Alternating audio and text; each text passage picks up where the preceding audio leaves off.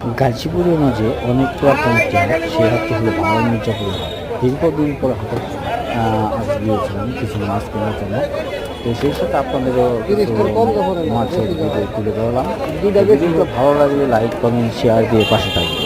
তো দেখতে পাচ্ছেন এখানে এক ভাই তিনি কেউ মাছ করতেছে, করতেছে।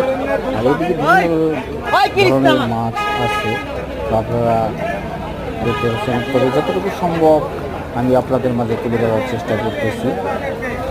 তো আজকে হাটের দিন অর্থাৎ বুধবার, ভাওয়াল মির্জাপুর প্রতি বুধবারে হাট হয়।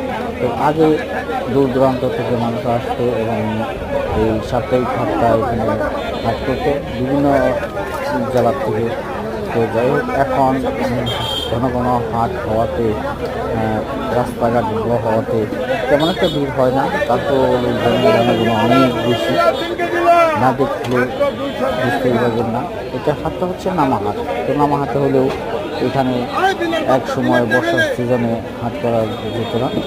তো এখন তেমন পানি হয় না বলে এই সাইডেও আপনার হাট করা যায়।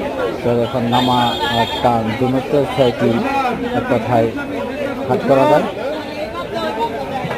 তো ভিডিওটা ভালো লাগে, সবাই পাশে থাকবেন, সুস্থ থাকবেন, আশা করি সবাই ভালো।